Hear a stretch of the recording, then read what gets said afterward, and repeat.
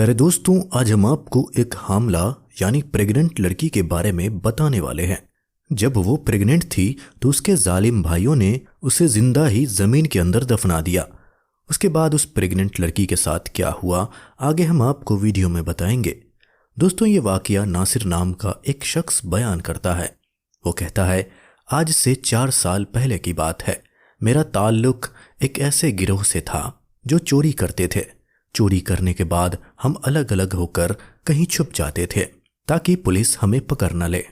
एक मर्तबा रात में किसी बैंक को लूटने के बाद मैं और मेरे साथी फौरन से फरार हो गए। मेरे साथी तो फरार हो चुके थे, लेकिन मैं पुलिस की नज़रों में आ गया और पुलिस मेरे पीछे पड़ गई। मैं तेजी से भागता रहा, अलग अलग रास्ते बदलता रहा और आखिरकार पुलिस की नज़रों से छुपने में कामयाब हो गया। फिर मैं एक बस पर बैठ गया और दूर कहीं उतर गया। जहां मैं उतरा था उस जगह के बारे में मुझे कुछ नहीं पता था। मुझे बस एक ही फिक्र थी कि कहीं पुलिस मुझे पकड़ न ले। मैं जिस जगह उतरा था वो बिल्कुल सुनसान इलाका था। दूर दूर तक कोई घर नजर नहीं आ रहा था। सामने एक कब्रिस्तान था, तो मैं चलते चलते कब्रिस्तान तक पहुंच गया। 14वीं का चांद अपनी उरूज पर था, जिसकी वजह से सारा सब कुछ साफ दिख रहा था। मैंने सोचा कि रात कब्रिस्तान में ही गुजार लेता हूँ, सुबह होते ही यहाँ से निकल जाऊंगा। मैं बहुत सख्त जान और मजबूत दिल का मालिक था। कभी भी मेरी ऐसी हालत नहीं हुई थी जैसी उस रात हुई थी। उस रात मैंने फैसला कर लिया कि मैं आइंदा से कोई ऐसा काम नहीं करूंगा जहां जान के लाले ही पड़ जाएं। मैं बुरा नहीं था, बस बुरे दोस्तों में फंस गया था। मैं कब्रिस्तान में एक कब्र के सामने लेट गया। मेरे पास एक शाल थी जो काफी मोटी थी। शाल अपने ऊपर तान कर मैं सोने ही वाला था कि मुझे एक आवाज सुनाई दी। ये किसी लड़की की आवाज थी जो कह रही थी, भाई मुझे मत मारो, मैंने कुछ नहीं किया है, मुझे मत मारो, मैं गुनहगार नहीं हूं। ये आवाजें सुनकर तो जैसे मेरी रूह कांप गई। मैंने चादर अपने सर से हटाई और देखने लगा कि क्या माजरा है। जब मैंने देखा तो मेरे सामने तकरीबन 4 से 5 लड़के थे जो एक लड़की को घसीटते हुए कब्रिस्तान ला रहे थे। उनमें से एक लड़का बोला, तुझे जरा भी शर्म नहीं आई हम भाइयों की इज्जत खाक में मिलाते हुए? हम तो समझ रहे थे कि तू खाला के घर है, लेकिन अब पता चला कि तू तो हराम का नाजायज बच्चा अपने पेट में लिए वहां रह रही थी। एक लड़के ने उस लड़की को पकड़ा हुआ था और बाकी 4 कब्र खोदने में मशगूल हो गए। कब्र खोदने के बाद उन्होंने लड़की को जिंदा कब्र में फेंक दिया और मिट्टी डालने लगे। ये मंजर देखकर तो मेरे होश उड़ गए। मैं हैरान रह गया। उनमें से एक लड़का बोला, जल्दी करो, कोई देख लेगा। उन्होंने जल्दी जल्दी लड़की को दफन किया और चले गए। लड़की को कब्र में जिंदा दफन करने के बाद वो सब वहां से भाग गए थे। मैं एकदम से उठा और उस कब्र के पास आया। जल्दबाजी में वो लोग कुदाल वहीं पर फेंक गए थे। मैंने जल्दी से कब्र खोलना शुरू कर दी, क्योंकि मैंने देख लिया था कि उसे जिंदा दफन किया गया है। मेरी पूरी कोशिश ये थी कि मैं उस लड़की को जिंदा निकाल सकूं। जब उस लड़की की चीखों की आवाज कब्र के अंदर से मुझे सुनाई दी तो मुझे हौसला हुआ कि वो लड़की अभी तक जिंदा है। मैं अपनी पूरी ताकत लगा रहा था कि जल्दी से कब्र खोल सकूं। मैं कोई नेक इंसान नहीं था, एक आम सा आदमी था, लेकिन मेरी जगह कोई भी होता तो जिंदा दफन होने वाली लड़की को निकालने की कोशिश जरूर करता। मेरे ख्याल से कोई भी इतना बेज़मीर नहीं हो सकता जितना उसके भाई थे। किसी को जिंदा दफन करना कहाँ की इंसानियत थी।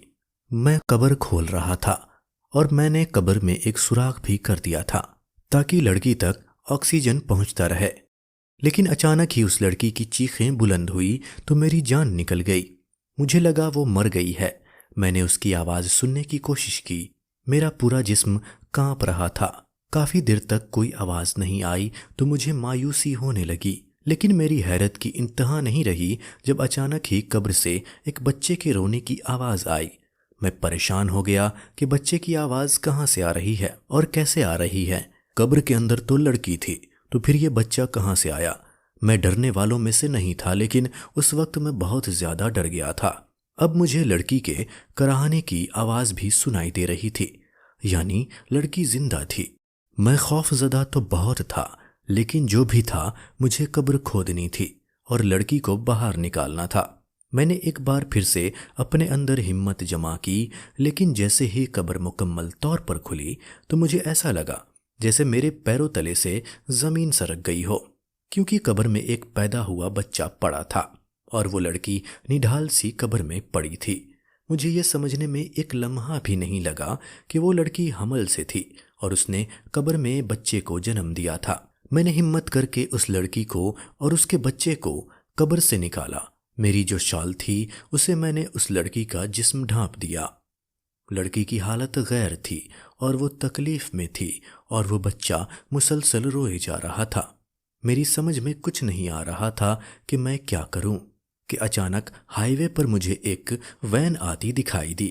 میں اس بچے اور ماں کو چھوڑ کر جلدی سے ہائی وے کی طرف دوڑا۔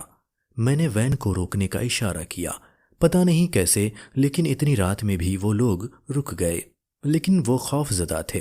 میں نے انہیں کہا میری بیوی اور میں قبرستان سے گزر رہے تھے کہ اچانک قبرستان میں ہی میری بیوی کو درد شروع ہو گیا اور اس کی ڈیلیوری ہو گئی۔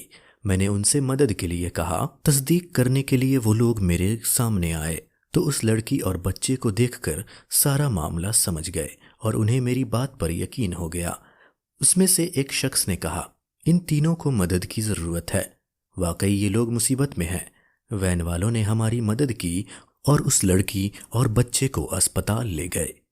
بینک سے میں نے جو چوری کی تھی اس کا حصہ اپنے ساتھیوں سے مانگا تو انہوں نے میرا حصہ مجھے دے دیا۔ میں لڑکی کو اس جگہ لے آیا جہاں میں خفیہ طور پر رہا کرتا تھا۔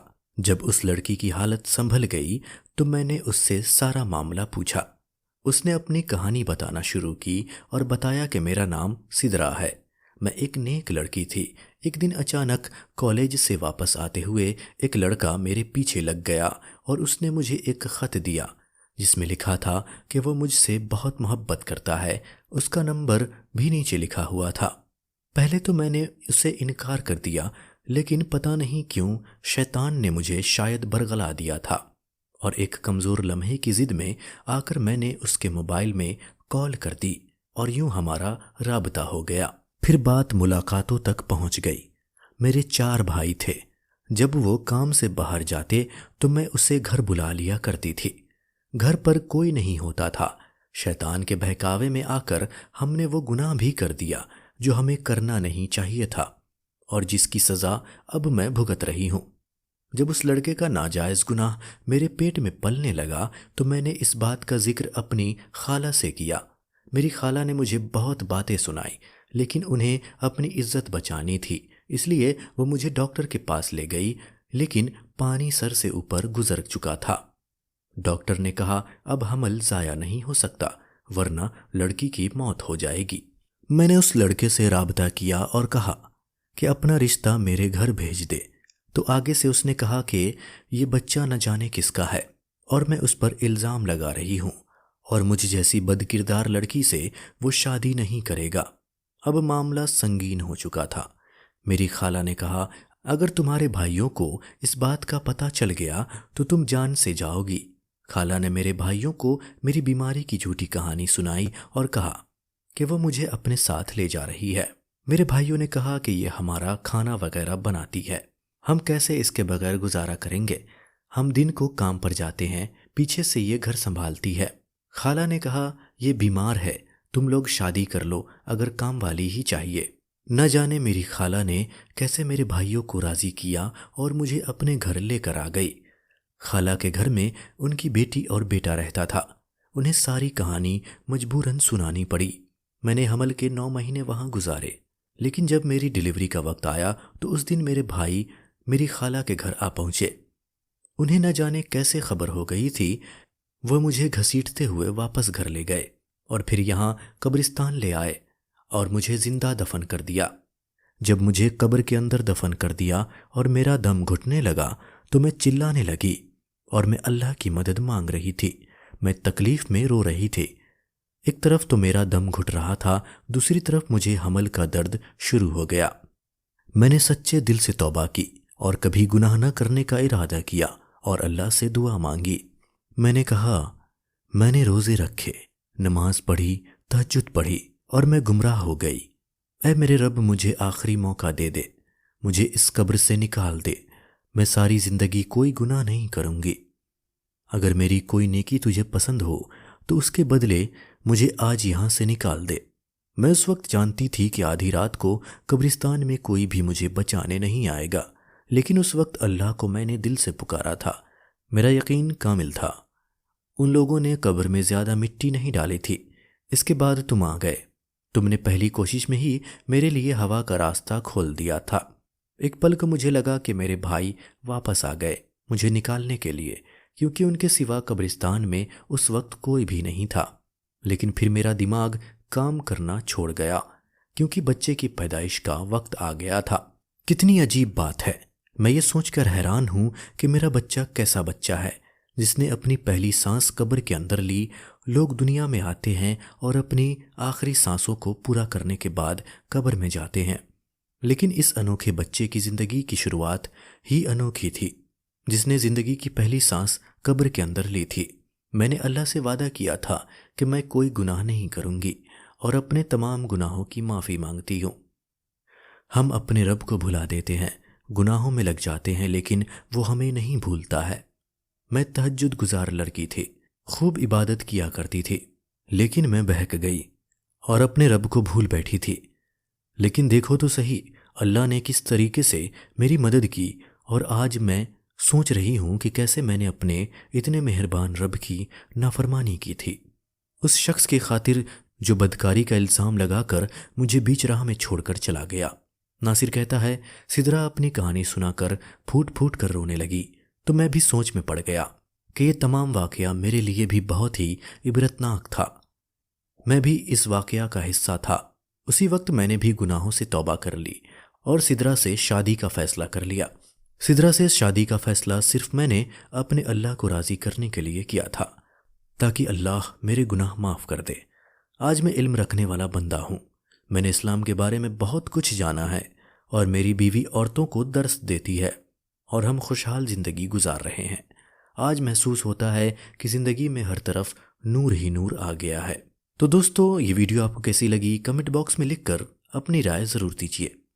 اگر آپ نے ابھی تک ہمارے چینل کو سبسکرائب نہیں کیا ہے تو اسے سبسکرائب کر لیں اور بیل آئیکن بھی دبا دیں۔ آج کے لیے بس اتنا ہی، ملتے ہیں آپ سے اگلی ویڈیو میں، تب تک کے لیے اللہ حافظ۔